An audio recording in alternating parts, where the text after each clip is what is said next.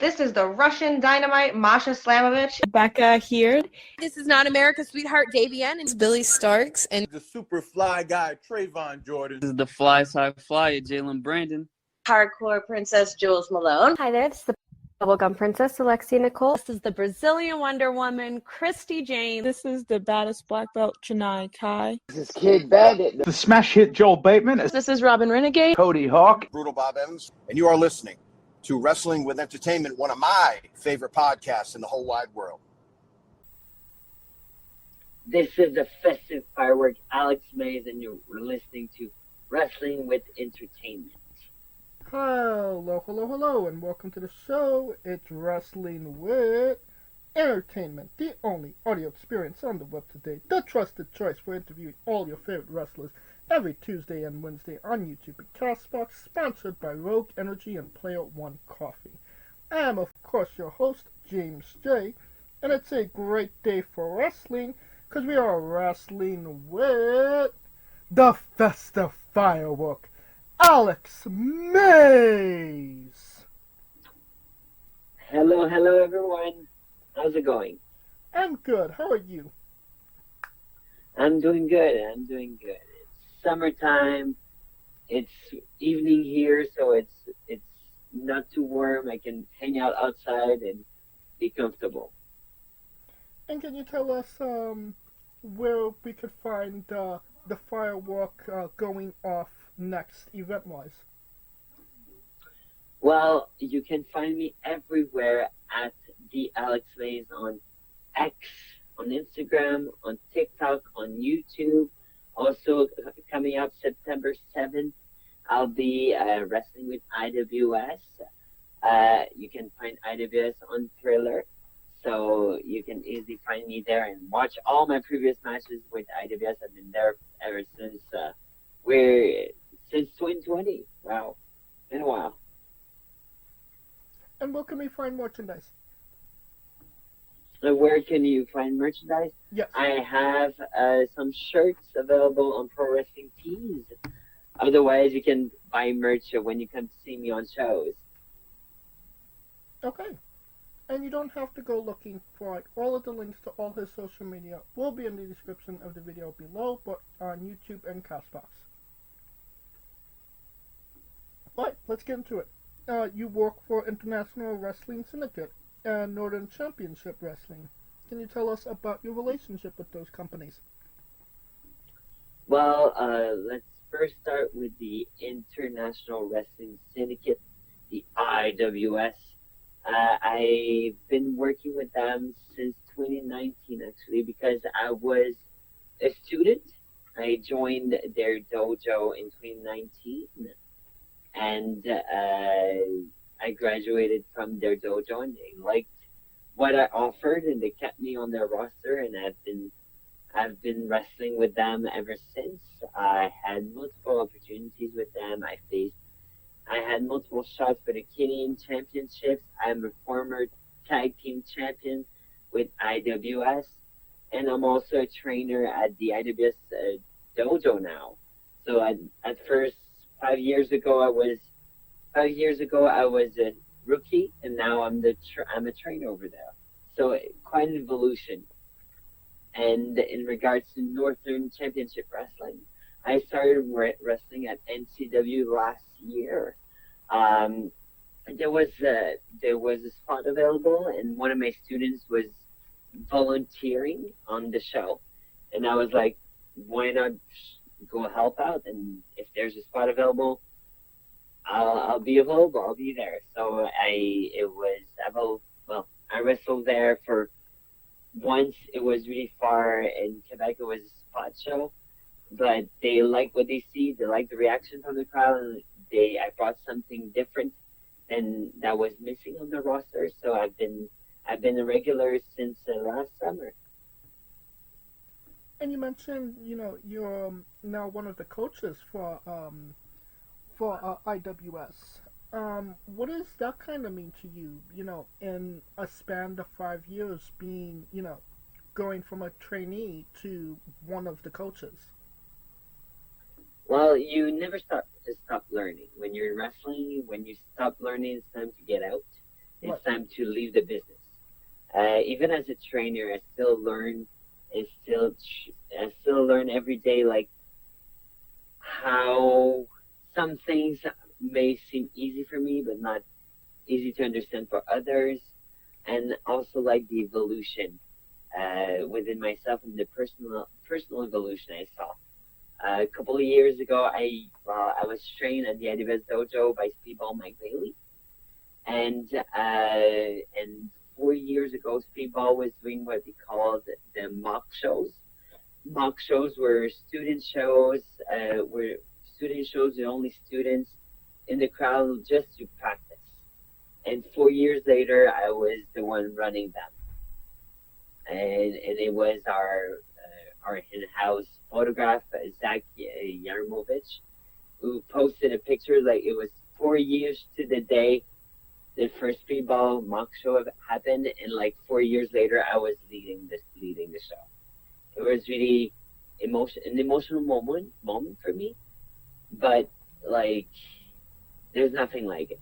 Like now I see my students growing, like my students taking bookings. I'm so proud of them.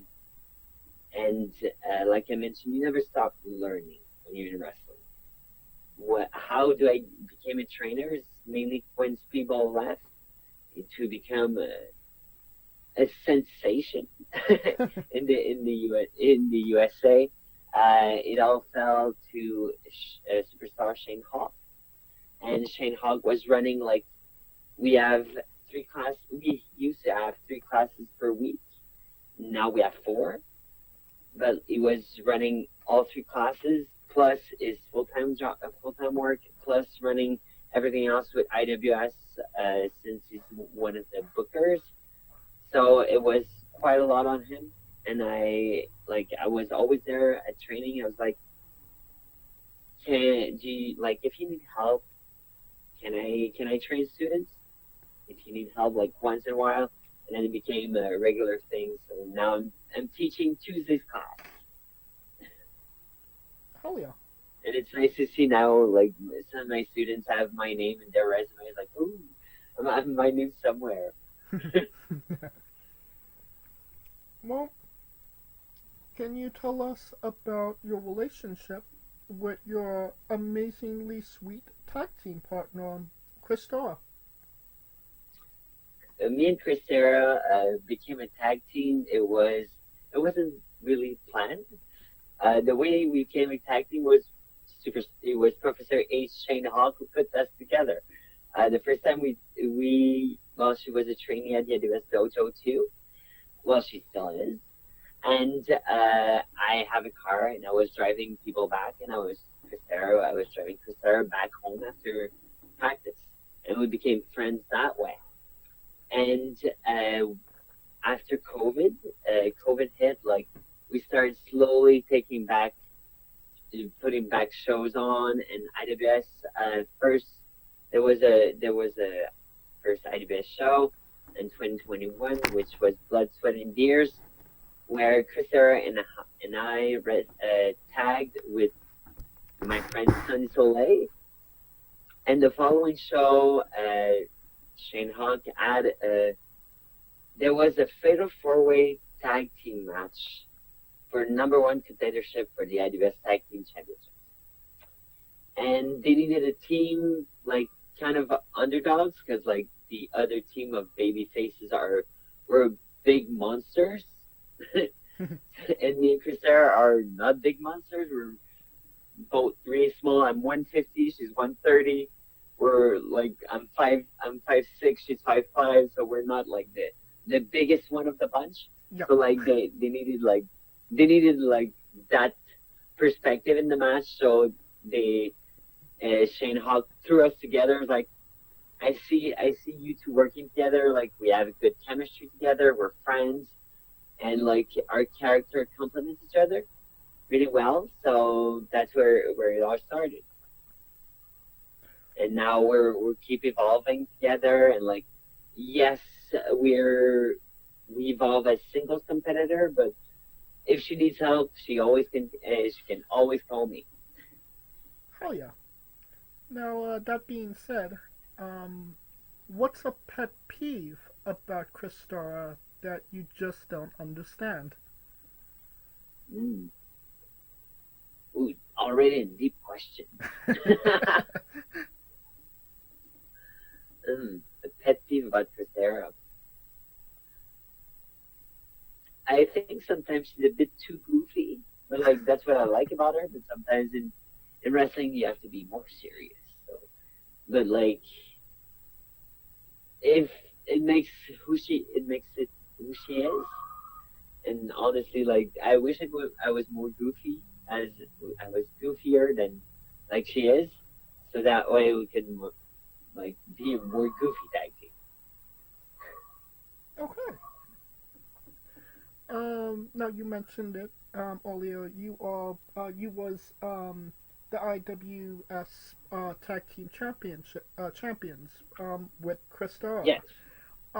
Which was ultimately the first ever intergender tag team champions at that time.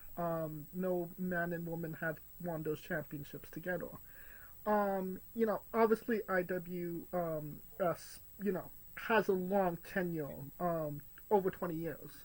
So what did it kind of mean to you to be the first to hold those to be the first intergender tag team champions with Kristara? Well, honestly, I was really surprised that there were no previous intergender tag team in the 25 years of history of IWS, because there were so many great women that came by before, like Fisto and Vanessa Craven, and I was surprised that like being interested, being the ones that our names are in the history books, like in the first tag team, the first intergender tag team to win the tag team titles. It made us feel like, well, it made us feel wonderful. Like it made us feel like they trust us to bring a new audience to wrestling. Like wrestling currently is evolving, and it's time to bring a new audience. And like they trusted us to be those flag people, to bring the new people in, and like here's a company that like support everyone, like support the LGBTQ, which I am part of, and like pushes the women. Like women are not just like, oh, it's the women's match, so go take a piss. The women are prominent in the show, and like there's more than one women's match, and like there's more than one intergender match. So like it was great also like to make her feel like she's an athlete, she's part of us, and like she honestly like she's better than me in the ring. and it made us feel like we're part of something. Like now our names are in the history of the IWS. Is that a moment you took in the moment, like, or is it something that kind of sets in afterwards, like, wow, I did this? It was quite a shock when we won the titles. It was quite a shock, and it took us until we got backstage. Like, is this real? Is this real? And then they told us that we were the first intergender tag team champions. Like, what? Because we did not know that beforehand. And like, honestly, we did not know we were winning the titles. It was quite a shock. Like there's a fan club that was going around. Like it was real emotions. I have it saved on my cell phone. Like it was real emotion. It was real raw emotion. Like we couldn't understand that we made it, and like it happened. So like when it came out to do the match, you didn't know you were winning the championships until the ref counted 3. Exactly, yeah. And that's one of my problems, my flaws in wrestling. I don't listen. So, and like, I hit my moonsault, and something's supposed to happen, and then like I'm just like, okay, the pin's gonna get break. It's like oh, okay, there's a 3. What? Okay, that was in time. Okay, what do we do now? What's next? Oh, and like it was the other team knew it from the start. The ref knew it, but I didn't, and Kristara did not. But it's not something you can prepare yourself. It was quite the shock. It was like I mentioned, it was real emotion. I started crying. Kristara started crying. And sorry, I'm gonna start crying again.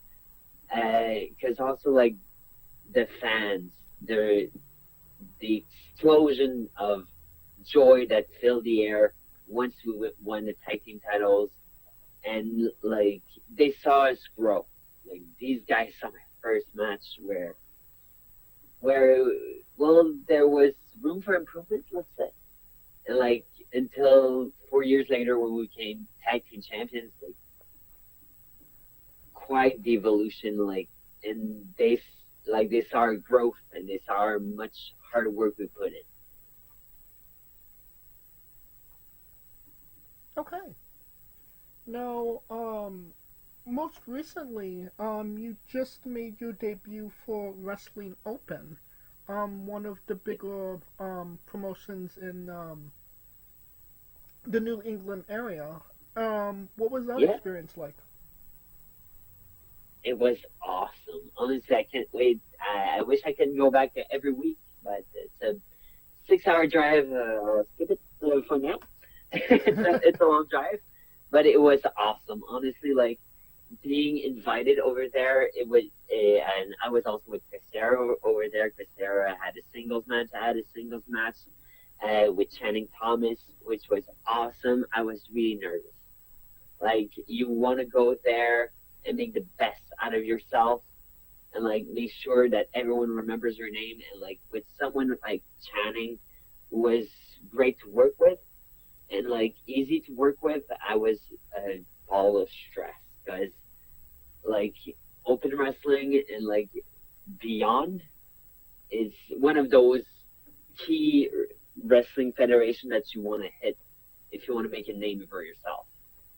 And I felt like when I got the news, I was like, okay, I'm both. Okay, cool. Now let's figure out. Okay, we need to go there, figure out with the girls how do we get there. And once I got to over there to the federation, I was really like, let's start planning. Let's make sure let's make sure it looks as good as possible, and I'll be honest, Channing made me look like the best ever, and like it was really easy to work with, and he let me shine, which is really awesome for someone like from his caliber. All right. Any like you said, it's a 6-hour drive, but any plans to go up there soon again? Oh yes. Not right away. We need to figure out like a carpool together. We need all to have our vacations together. But but yes, we all wanted to go back, and like hopefully the invitation still stands. Oh yeah. Now, you also wrestled Flight or Fight. Von Vertigo, Gabriel Fioza, still many years, and I still can't pronounce that right. Sorry, Gabriel, if you're listening. And J.D. Cook and Matt Grant. Obviously, Gabriel and Von, well-known established names in the area. What was that experience wrestling them in that match? It was awesome. Honestly, like I want to face them again in a tag team match 2 versus 2 again. It's just they were like fun thing that my characters like it's a bit silly, so I can laugh, but like they were cracking us up. Like they kept calling Kristara, Christina. And like they feed off each other, which is awesome. Like that's why they tagged so well together, and they tagged like all over the place together. They were really great, and like Channing and like many others I've wrestled with, like they let us shine, like let us have our moments, and that was really really, I want to go back again and like let's run it again. Like I usually see four run their tag team tournament in the summer, so hopefully, Amazingly Sweet make our way back. Oh, definitely. Hell yeah. Now, can you tell us about that time you jumped off the balcony and missed? Yes, of course. uh, there's well, if you haven't seen it's a video that went online. I'm 10 feet in the air. There's someone on a table. I jump and I miss the mark by like a lot. Well, it's sometimes things happen. Like I was supposed to jump on him. Like it's crazy. It's PCP crazy fucking Manny, who's on the table. But when you And who's your boss as well? He's the boss. Also, yes. Yes. And the thing is, with the video, you don't see perspective. Because when I'm up there, he's right under me.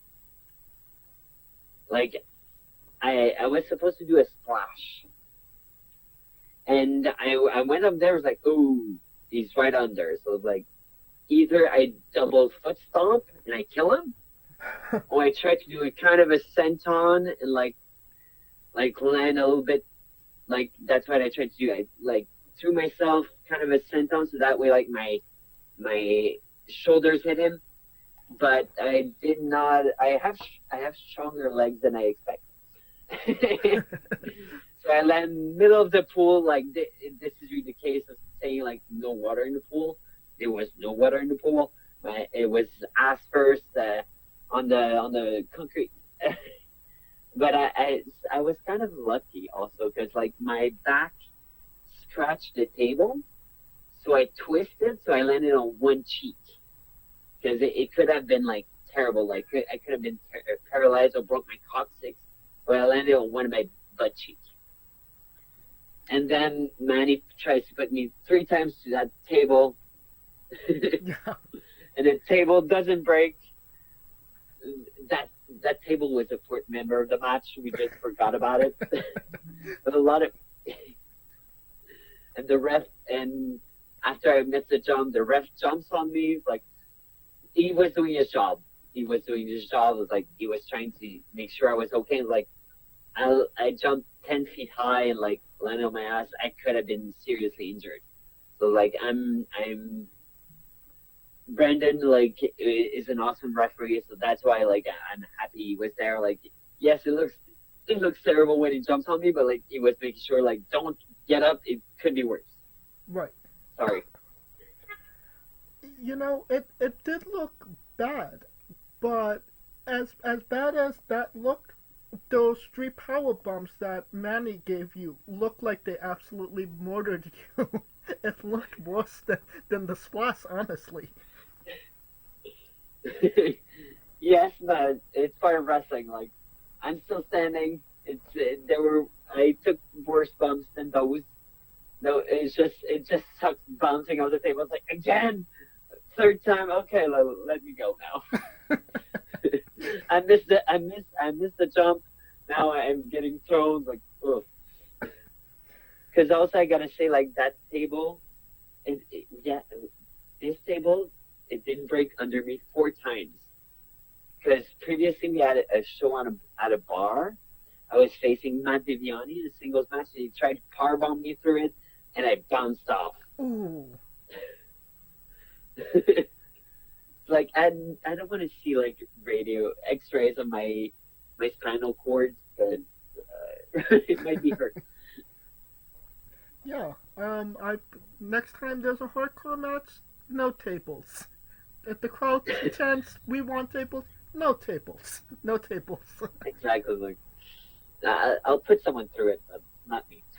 Yeah, I get that. Because also that's one thing I've heard. Like it's easier the heavier you are, but like I'm 150, I'm not that heavy. Right.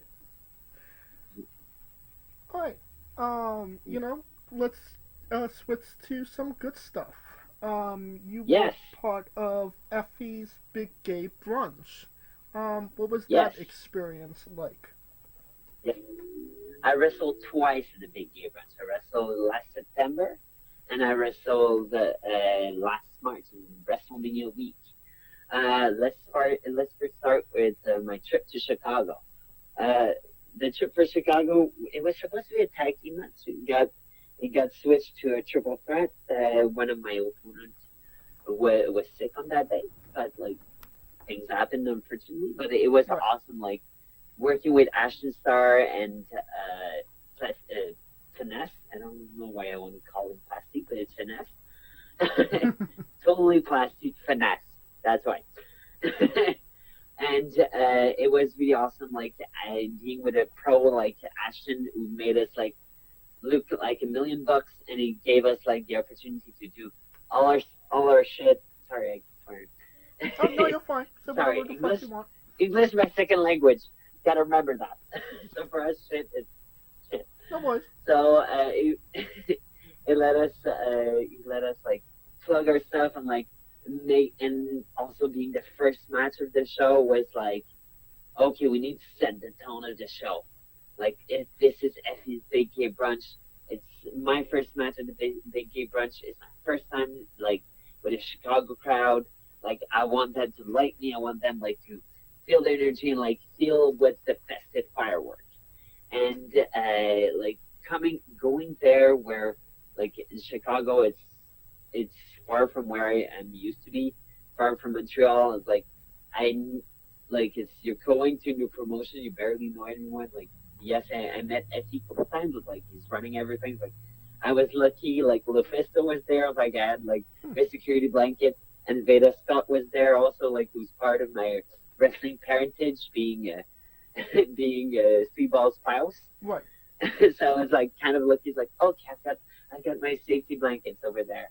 And it was totally awesome, like going to Chicago and wrestling on the Big Gay Brunch. It was phenomenal, like, and like it was really warm that weekend, but like we couldn't feel warm afterwards. Like, we're so proud after that match, and like each other gave everything we got, and I feel like it showed, and like the crowd was into us. And last March, I was part of the collective. I went to Effy's Big Gay Brunch. I was part of the 5-on-5. I was Team Pollo. And this one was really fun to wrestle with new people I've never met before. It was really different vibes and different type of wrestling and different type of vibes from everyone. Like, I've never wrestled someone like Perro before, and now like, I can say I did. And like in a 5-on-5 tag team match, like there are so many, you want everyone to shine, and like everyone had their opportunity, like the baby face, the heels, like everyone had their little moments, like where it's where they show what they can do. And like that's my serial dive I had with Don't Die Miles was awesome. Like everything, like there's nothing like the Big Gay Brunch to set the weekend up and like feel the energy. Like, it's phenomenal being there and wrestling the ring, and that ring, like you feel like everyone loves you, everyone loves each other. This is the place to be. All right. And being the Big Gay Brunch, was you provided with brunch? It's offered. Both times I did not eat it. Like the first time I just realized, I did not eat. It was like 3 p.m. and in March, I just forgot about it. Also, it was like, oh shoot, the show's over. It's like, I need to eat. It's 3 p.m. I should get something to eat. Well, it's good that they started providing the wrestlers with brunch, because I've interviewed a couple of people that were in those first couple, and there was no brunch. Oh, well. Yeah. But maybe some of them complain because like it's called a brunch, so there should be some food available. Exactly. I mean, if there's no, it's called the big gay brunch. There should be brunch. It's false advertising. Yeah. But I remember in Chicago there was a buffet. There was a buffet available. It was just like when I was mainly focused on my match. Like I want to be good. I want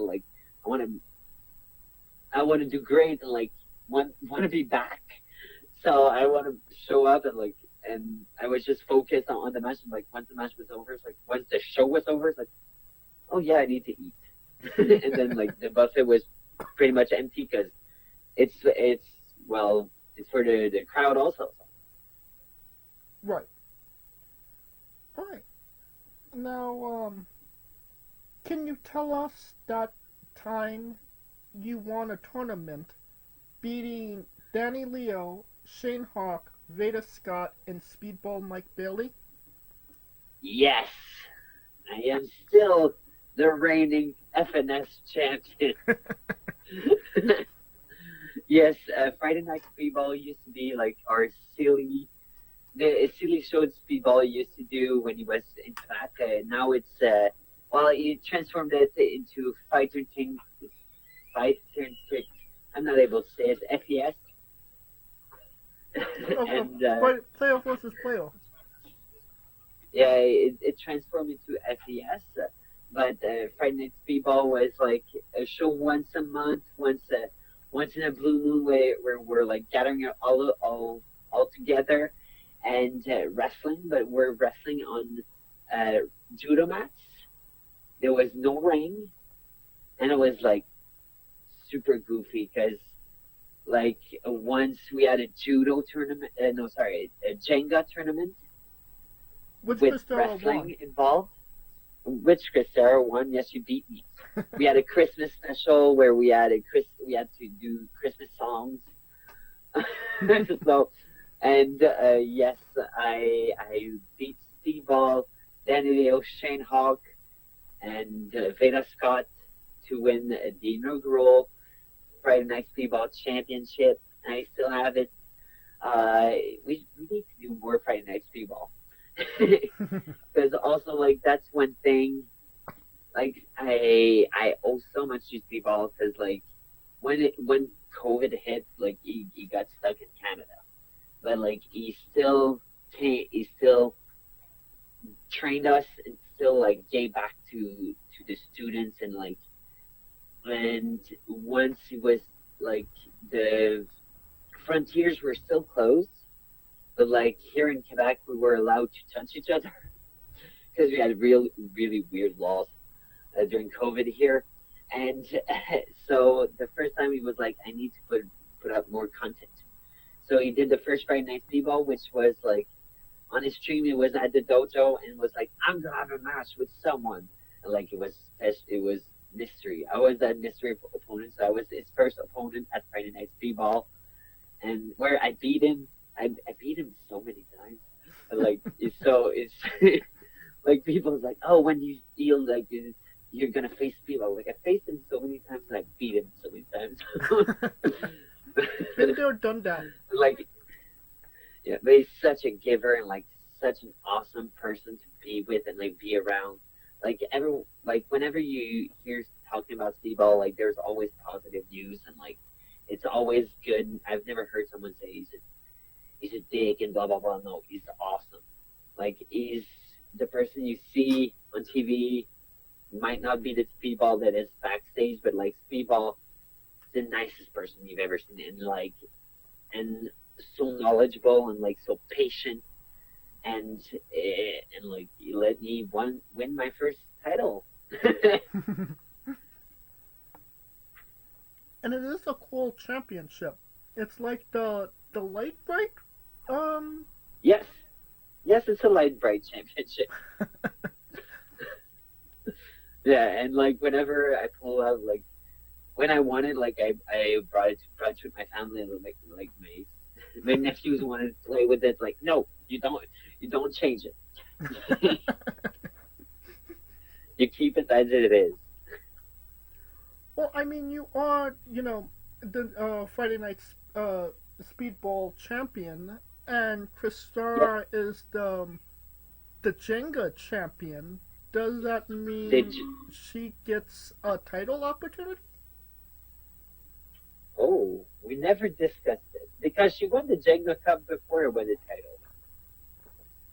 So it wasn't like I don't think it was a plan, but maybe next Friday night speedball. Because I know also speedball it was in Quebec in July, so like maybe we'll need to talk to them. All right. Now, you were a part of QWI's top 200 queer wrestlers. This year, Yes. last year, 2023, you were 105, and in 2022, you was 164. First and foremost, what did it kind of mean to you to be on that list? I'll be honest, like it was. I've been on there for the past 3 years, and I remember the first time I was on it, like it was on Twitter. Brian Bell, who does the the QWI, posted like here's number 200 to 180, and like I retweeted like one day I'll be on it, and the following day it replies like it's the day you're on it. I was like what? I was like okay yeah I mean like one day I'll be on there. It's like no, it means like you're on it. Look on it. You're there. I was like I was at the gym. I started crying at the gym. Like, what the hell? I was like, I did not expect this. My second year of full time active like wrestler. Because like also with COVID, like you couldn't wrestle what. Right. So, but like my second year is like okay shit. Like this is real. Like now, I'm being noticed. People see me like, and this is a platform like give me more opportunities, and like it was phenomenal. And like in last year, like every year, I'm like oh, hopefully, like I'm hopefully I'm there. And like last year, I was like, okay, like 120, I'm sure I'm not there. Like, and then like I keep looking like 105, okay. We're talking now? Well, we were talking before. It was like, okay, I did not expect it. Every year it's the unexpected, and like I gotta keep pushing. And like I know there are some people watching there, and like it helps a lot, and like keeps me motivated. Because I'll be honest, like every wrestler have their moments where they're down, like they don't know if they need to keep it, and like. For me, like seeing those moments, like okay, like I make a difference. Like people see me, and I'm being noticed. And I mean, from 2022 to 2023, 164 to 105. I mean, almost, in that top 100. What did it mean to you to get that 105? Honestly, it was more than I dreamed of. Like, especially being like in a foreign country, being Canada, it's quite different. Like being noticed from people in the States, because there are so many like people from the community that comes out every day, and like have more opportunities, and like have a better platform. And but on my side, like I know that I made like making my debut with JCW, wrestling with IWS, being tag team champion, working on Effy's Big Gay Brunch. I know I put in the work, and like this was a reward of putting in the work. I feel. Is there a number you're looking at for 2024? I try not to. I'm hoping above 120. Okay. I try, but like wherever I am, I'll be happy. Okay, fair enough. I think that's a good time to go to our next segment, and that is Alex's Bizarre Adventure. You're a pro wrestler that goes up and down the roads and weird, crazy, and bizarre things are bound to happen. Can you tell us a road story that fits that description? Okay. Hold on. Because that's one of my problems. I have bad memory, of events like this. But yes, I can tell you one. I was driving with my friend Nathan Yarimovich and Alex Silva. We were driving to Saguenay-Lac-Saint-Jean, which is up north in Quebec. Okay. And like I always drive. Like most of the time, I always drive. Like I like being in control, and I drive, and I usually use my car. And I was driving, and it was a highway. Music was good, so high speed. And then there's Alex is in the back, is super nervous because it's the first time he's coming with us. It's like I'm gonna die with them. And I was going fast, but it was like 120 kilometers per hour, 130 ish. Like there's up front, there's cars are slowing down. They're slowing down a lot. Like everyone's hitting their brakes.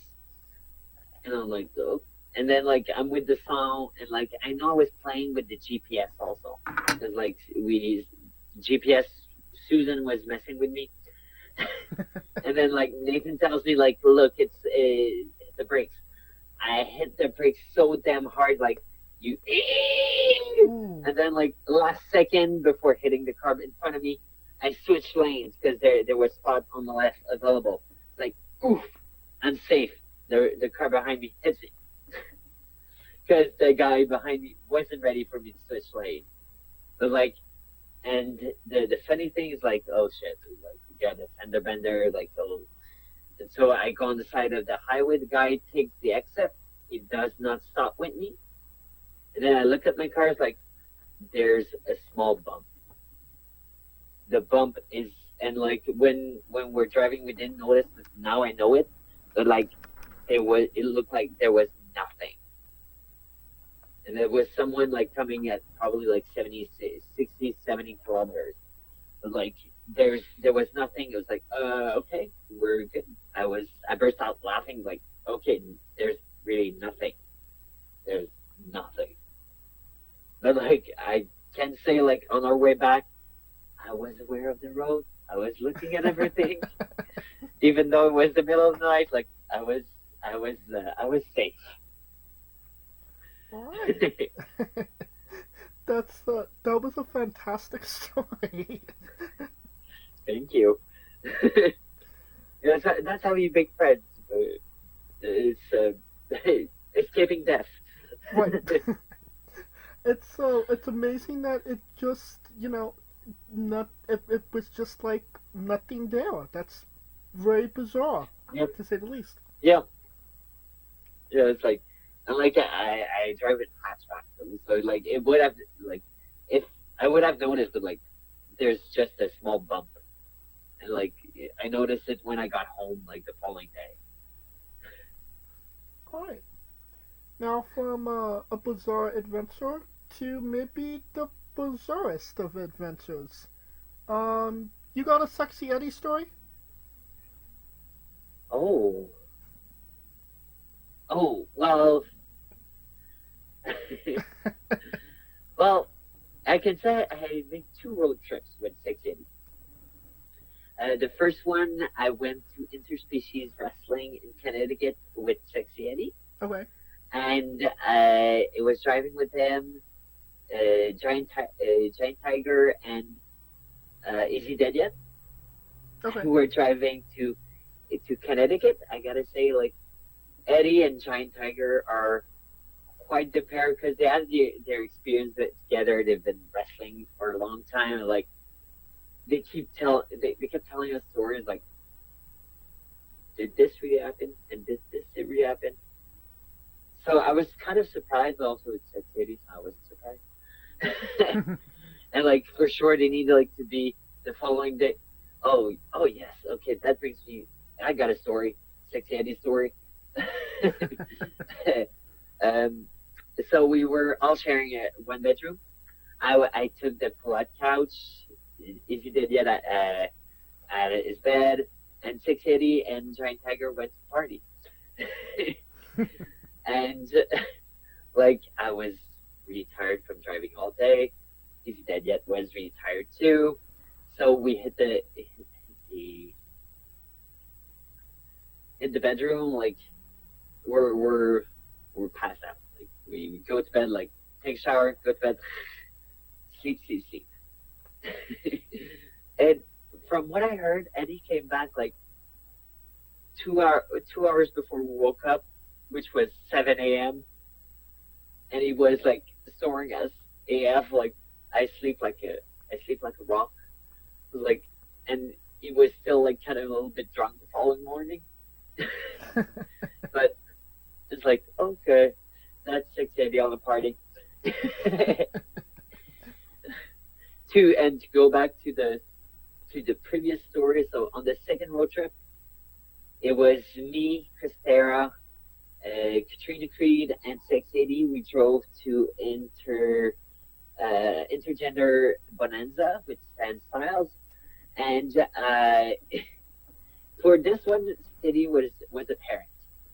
Like, I did not expect Eddie to be the parent, the responsible one, the one with the passport, the one with the one driving and like make sure everything is good, everything is like, okay, this is not the same Eddie I drove the first time. But I gotta say, Eddie's such an awesome person. That's another one. Like, he's like, in July IWS had a show. I was in his match. He had his penis magnet where I was like very affected for that day. So I was like, oh no, it attracts me. And he noticed that I was kind of upset, but like he came to see me. He's like, "Are you okay? Like, are you sure? Like, if you need to talk." He's an awesome person to work with and like to be around. And like, even though like he's a sex symbol, but like he's a person, he's a human being, like with who can listen to you. Oh yeah, love Sexy Eddie. Shout out to Eddie if he's listening. Now, the one interesting thing I've noticed researching you is that you wear suspenders while you wrestle. Yes. And then I noticed that you wear 2 pair of suspenders, one up and one down. Yep. Can you tell us about that? Okay, let's start with the suspenders.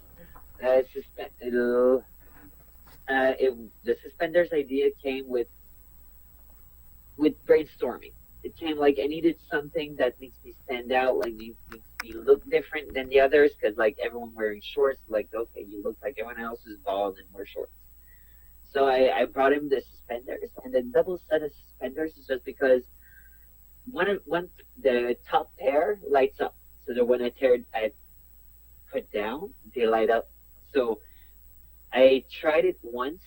Bumping on a battery is not fun. I could imagine, yeah. And also, it breaks the suspenders. So that's why I have like one set that stays on me and one set that's worn down. The one that's worn down, it's the light up one, so I don't break them and I can use them. So that's why I wear 2 sets of suspenders. And also, it's like that's the guy whose pants are really like they're really not gonna fall. All right, and so there is a functioning reason. Yes. All right. Can you tell us about Alex May's Tries Vlogging? Tries vlogging? Yes, your Yes. vlogging channel. Yes. I tried to do a small vlogging series when I was going on trips, and like speaking and interviewing the different people I was working with. It was me going on trips, and I just stopped doing them because I forgot to do them. And also, it's like when you're wrestling, always the same. When you're wrestling the same places, you always see the same people. It's like, it's tough to get different 100%. When you always, and when you on the first one you hit everyone, like okay, what do I do next? So it's something I tried. It's like I know Speedball is vlogging a lot, but like he travels a lot. So my inspiration was Speedball. Like you need to put content out there. So I was like, this is content. So let's try vlogging. That's why it was called Alex tries vlogging. I was trying to vlog, but yes, it was also like counting my trips and like, but I need to redo it again.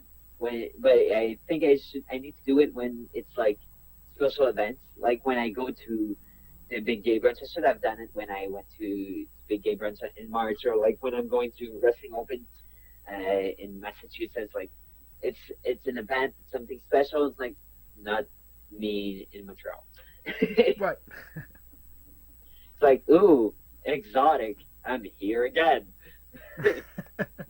Here's Kristara. We know her. It's like, here's Kristara. You met her. Alright.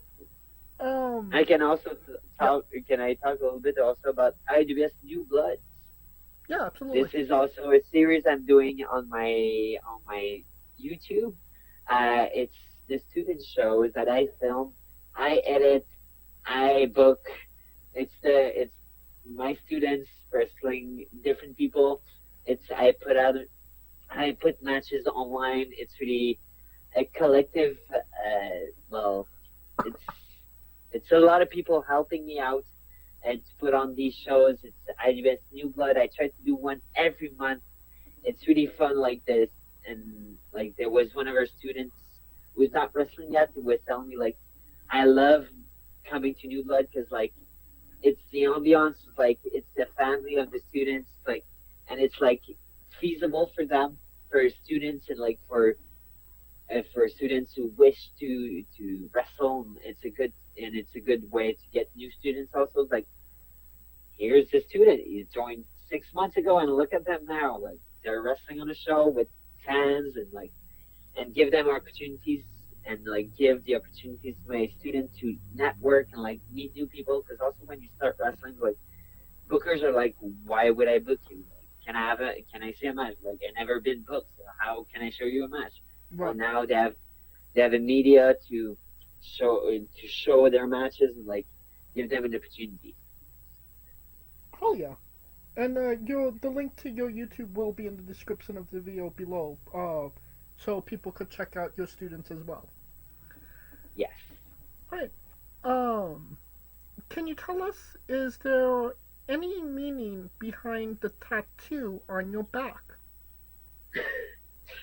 Oh my! You noticed that? Yeah. That I gotta say, the tattoo was the reason why I was wearing crop tops before. It was a youth mistake. It was way before I started wrestling. I was 20 years old. I was in London, and it was my first trip ever. I was going to Europe, and I was going to London, and then was going to Paris. So I was like, oh, first I want to do Alex in different cities, but my tattoos currently is an L, like London, but the vertical line is the Big Ben. And I was thinking like, oh, Paris, the Eiffel Tower is the perfect A. So I was like, oh, so like we can make two. So A and L, but I never did the A. And never did the rest of the letters. Because like when I was 20, I was also like less comfortable with pain. Now after hitting the bottom of the pool and not going through a table, I know what pain is. But because also it's weirdly located. There's muscle, there's bones, and there's fat. So it's like there was places where it did hurt. There was places like it hurt like hell. So and after it, like I was like, okay, I'm done. So simple as that. It's an L. It was supposed to be Alex, but I just stopped. Because also I gotta say, like, AL is also my initials, like it's for my shoot name, so AL is my initials. So at first, like, I can still do AL as like it's my initials, it still works. Right. Never again. And I'm not rich enough to remove it. Usually I would ask, is there any plans for new ink? But it seems like you're leaning more towards removing the ink. Yeah, they always say, like, once you get your first tattoo, you get addicted. Like, did not happen to me. Alright. I think it's time for the colossal question. Let's say that they're making a movie about you. Every movie has a soundtrack. What would be the first 3 songs on your movie soundtrack? Well, I gotta say, like, the problem is my movie would be a musical. Oh, okay. So, okay, what would be the 3 songs? One of them for sure would be "You Can't Stop the Beat" from Airspire. Okay.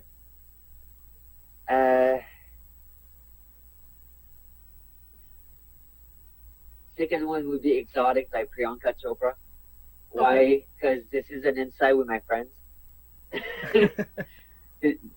It's just because with my friends we used to go to the restaurant and there was like clips in the background, and like every time we were going there it was that clip, and we're like became enticed by it, like, oh, it's so exotic. It's like, and like she's a beautiful woman.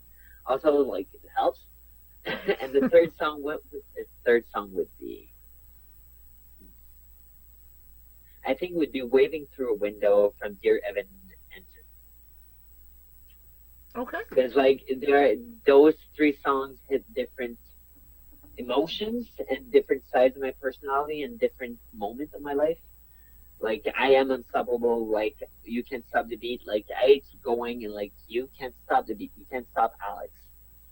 Waving Through a Window is the opportunities, like, to get noticed. Like, Waving Through a Window is a song about, like, no one's seeing you and like you want to be noticed. And Exotic, well, it's a bop. And I gotta say, like, I sang it once at a karaoke. I do not speak Hindi, but I sang it in Hindi. Hey, at least you tried. Yes. Alright. That's a solid 3 picks, to say the least. Now that we have the soundtrack down, everybody knows you get the soundtrack first, then you write the script, and then you go to casting. Who plays Alex? And you can't say yourself because you are obligated to make a Stan Lee-esque cameo. Okay. Who plays me? Do they have to, like, are there any... There's no restrictions. Do they have to look like me, or do they have to be younger? Like, do they play my whole life, or? Absolutely no restrictions. Whoever you want, young, alive, old, dead. CGI is a thing. We could make it work. We have unlimited budget. Can it be an animated? Oh, who could? Yeah. That's a question. Like, it comes out often, but you never think about it. Who would play Alex Mays? And also, it's been so long since I watched movies.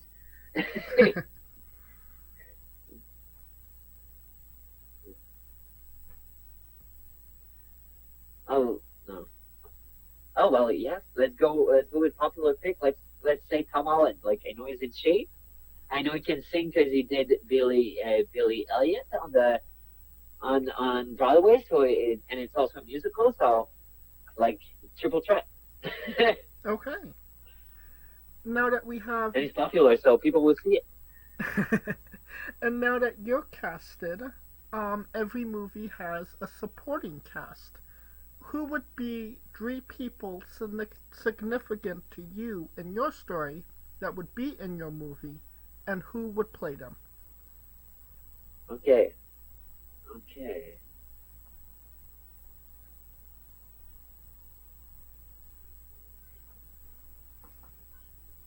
first let's figure out who's gonna be, and then we'll figure out who is gonna play them. First is gonna be my best friend Emily. Okay. Emily and I share a brain. she's like we're so good. It's so good. Like we're the best friends. Like we have so much in common. We both like men. So that's why we're not a couple. The second one would be Shane Hawk. Okay. And the third one would be, who would be my third one? It's like, I hope no one listens. It's like, why am I not in your movie? But it could be in your movie, but I just limit it to 3. Yeah. Third one. I think third one would be Speedball too. So Shane Hawk, Speedball, my best friend Emily. And who would play each one of them?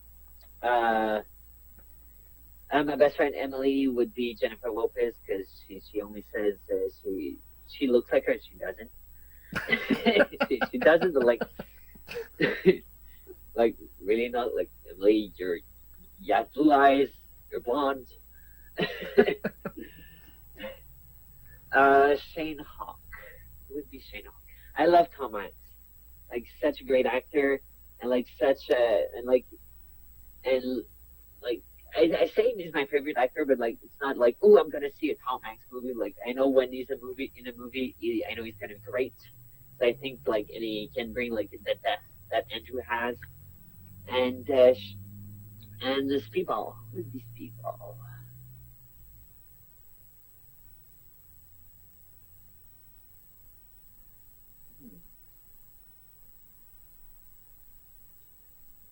I think a good Chris Evans would be Speedball. Okay. I mean, this is shaping up to be a big cast, a blockbuster. It's gonna be expensive. Exactly. But it is going to be a blockbuster, to say the least. And they all need to sing Fudge. And you could pre-order the tickets now. Yes. Let's make it happen, guys. Yes. Already in production. Right. Now, you are a Canadian from Canada, so I do have 2 Canadian exclusive questions for you. The first one being, poutine. Where is the best place to get it?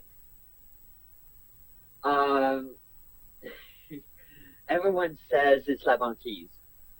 So, and either La Banquise or La Belle Province. La Belle Province is a chain. There's one in every every city, like in nearby. It's cheap, it's greasy, and it's what you're looking for. While La Banquise, it's like there's fewer restaurants, but like this is more like, oh, if you want like fancy stuff on it, or you want to make it special. So either La Banquise or La Belle Province, I would say. Okay. And it's a terrible question to ask me because like I haven't like had poutine for like more than 6 months, and I had one last week, and I was like, ugh, I was disappointed. I was like, oh. Don't you have to have a poutine like every couple of weeks just to renew your Canadian license? Well, I have an exception since I'm a wrestler and I'm gay, so I need to look good, and I'm single. Fair enough. And the second question is Canada's greatest national treasure Ryan Reynolds? Oh. Like, I would say currently he is, but like, there's still Celine and Shania. Oh. I'm sorry, Ryan. I love Ryan Reynolds. But it needs to be Celine. It's Celine. Okay. Like, and also I'm a chemiker, so it's Celine. Okay. So Celine Dion, I'm greatest biased. national treasure. Like for me, like on our money, it's the Queen who's on their back. Like now that she's passed, I'm saying like put Celine Dion instead. Like I don't want the king, I want Celine Dion. I think those would sell better as well. And also like her legacy and I'm a big Celine Dion fan, so like she's got a huge legacy and huge discography. It's like you can always put a song like and like you always feel the emotions. But well, I love Ryan Reynolds, I love his movies, but like I don't feel like everything will be timeless. Ironically, I love you if you listen to it, Ryan Reynolds. I still love you, but Celine Dion will be more timeless. and ironically enough, Celine Dion provided the theme song for one of the Deadpool movies. So Ryan for Reynolds Deadpool is still too. in there. And she did not know what was Deadpool. Yes. She just loved the song and she sang it like, okay. Now onto a controversial subject.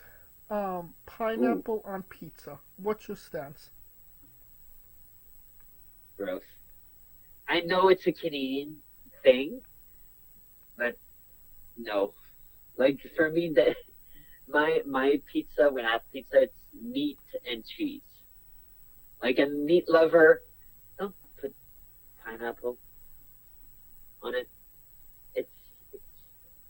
It's not smart. Keep the sweets for later. Okay, so we are anti-pineapple on pizza. Yes, I'm anti-pineapple on pizza. What's your spirit Pokemon? I don't know why it's Poliwag. Okay. I don't know why. There's something about it. Like, it's weird. It's small. It's like floaty. I feel like it's a bit neat. Okay, yeah, that works. That for sure. It's like I know my Pokemon, so. Now, we love the late great Tracy Smothers on the show. Do you know the acronym for Doug? THUG. I don't. I'm sorry. T I'm is guessing T is for Tracy. S is for there's no S. for... I can spell it out for you. Yes. T is for terrible, H is for hell, U is for ugly, and G is for jail. 'Cause a dog can't spell. Okay. Yes. Terrible, horrible, ugly, jail. Yes, we love the late great Tracy Smothers trying to keep the memory alive on the show. Yep. And you could probably ask Shane Hawk about him as well, as he wrestled him. Yes, I will. And the weirdest question you'll be asked on a wrestling interview, hopefully, would you ever consider wrestling a Rock? Not Dwayne Johnson, not the country, an actual physical Rock. Show me the money, I'll do it. Okay. There's some rocks downstairs. You want me to do it? So if the price there's is some right. people wrestling the Invisible Man, so. Well, just for context, there's a wrestler named Psycho Mike that indeed wrestled a Rock for over 15 minutes in a Tungsten Man match. That's an Iron Man match that lasts for 2 weeks. Okay. Yes. Only Psycho Mike can do it. Yes, he can, and he made that work. On a more But yes, I'll do it. hell yeah, book the match, Ron. On a more serious note, where do you see yourself in 5 years? I try not to give myself too many big objectives long term. I want to keep wrestling. I want to keep traveling. Hopefully, I keep doing what I do and I do more. I wish I could be noticed by some bigger company. but I keep wrestling, I keep teaching, I keep giving back, and I keep like being a good person, and I keep working hard and keep getting noticed, and hopefully like something goes coming my way. I think like everything you put out in the universe, it needs to come back to you. Okay. And what is a match people should go out of their way to see that best shows off what you are all about as a pro wrestler? A match that What is a match people should go? no, What is a match people should go see that shows off what you are all about as a pro wrestler? yeah, that's okay. I'm just thinking like, Okay, which one's the best one to watch? fair enough.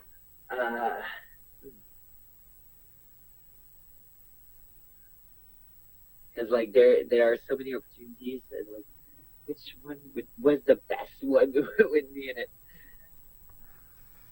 I feel the tag team match, Amazingly Sweet versus Casanova Production, where we won the tag team titles. It was a great opportunity. Or also the triple threat at the Effy's Big Game Brunch #9. It was two great matches that I showed what I could do, and like the range of emotion, and like, and you can get behind Alex Mays, and you can get to know who he is, and get behind him, and get to see my talents in action. Okay, and can we find those matches on YouTube? You can. No, they're both available on site on Thriller. Okay. I do highlights on my YouTube, so both highlights of those matches are available on my YouTube actually. Okay. I know I posted them recently. Well, I will pull those highlights from your YouTube and put them in the description of the video below, both on YouTube and Castbox. And for anybody that wants to see the full match, they could absolutely go to the Fight Network and pull those up. It's on Thriller. Driller, my bad. Thriller, it's Fight TV, yeah. Okay. For anybody that hasn't seen them, wants to see them, re-see them after this interview. Yes, go see it. And since we are nearing the conclusion of this interview, we are wrestling with the 8 questions of doom. Oh. This is our speed round, our bonus round, the round where we see who you really are. Are you ready? Yes. Excluding yourself, greatest wrestler of all time. Currently, Stu Bob McBailey. Worst wrestler. Worst wrestler? Yes. Oh my. Okay. Hopefully you doesn't listen to Bulldog Turner. You're main eventing WrestleMania for the World Championship. Who is your opponent? Who's my opponent? I think it's John Cena. If you could come out to anyone's entrance music, past or present, who would it be?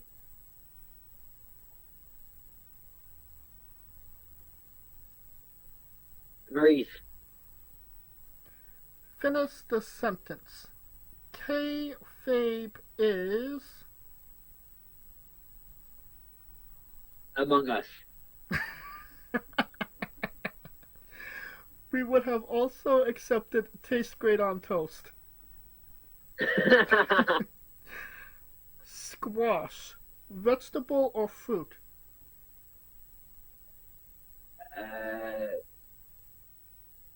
Vegetable, because it grows on the ground. It is indeed a fruit. It has seeds, so it has tomato lots. That's true. But you're part of Squash Squad, and that means a lot more. New Japan wrestler. Even better. Yes. New Japan wrestler Tai Chi, his ring gear gets smaller every year, revealing more of himself to the world. My question, what is the appropriate trunks to butt cheek ratio for ring gear? I can tell you I had matches where my ass was out, so there's no ratio. So, like the wedgie's like, oh, it's up there. All right. As long as it's as long as it's safe, it makes money. Okay, so there is no ratio. It's the Sexy Eddie ratio. Yes, exactly. And the last question, the main event, the thing everybody wants to know. Have you ever had a conversation with a stranger in a supermarket about Darby Allin? No, unfortunately, it doesn't happen in my area. So no, I need to do it next time. And that is the correct answer. And that will conclude this interview. Thank you so much for coming on and doing this with me. Thank you for having me. Absolutely. And once again, where can we find all things Alex Mays on social media and your merchandise? So you can find my merchandise. I have a Pro Wrestling Tees store. It's Alex Mays. I have a nice shirt. I gotta say, like, not a lot of people sell yellow shirts. Yellow shirts are my squad. So go get your Alex Mays shirt. Like, the design's really awesome. And, well, you can judge by yourself. And also you can find everything related to me on X, TikTok, YouTube, Instagram. It's at the Alex Mays in one word only. You can find me watching every IWS show, and you can find me wherever you're looking for. You can find me in your art, in your heart, and in your dreams. If you think about me, like I'll be everywhere. Like I'm worse than Joe and Drink. Like you don't need to say my name. I'll be there. I love that. And you don't even have... You can find me on Grindr if you're in the area. You can find me on Pokemon Go. So. And you don't have to type it into your Google machine. All of the links to all his social media, excluding Grindr, will be in the description of the video below, both on YouTube and Castbox. Simply click the link. A new tab will appear on whatever device you are on. You have no excuse. Buy a damn shirt. Of course, thank you for listening. If you like what we're doing, please like, subscribe, comment, both on YouTube and Castbox.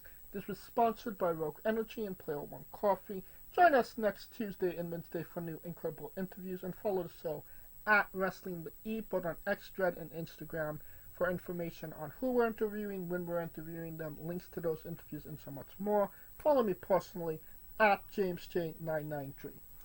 Alright, when I say wrestling with, you say entertainment, okay? Yes. For our special guest Alex Mays, Kaliko Yacht, Scooter Dust, I'm James J, and this has been Wrestling with Entertainment. Hey folks, this is the Colossal Mike Law, and you are listening to Wrestling with Entertainment. Enjoy the show, support these guys. We appreciate it very much. We'll see you at ringside.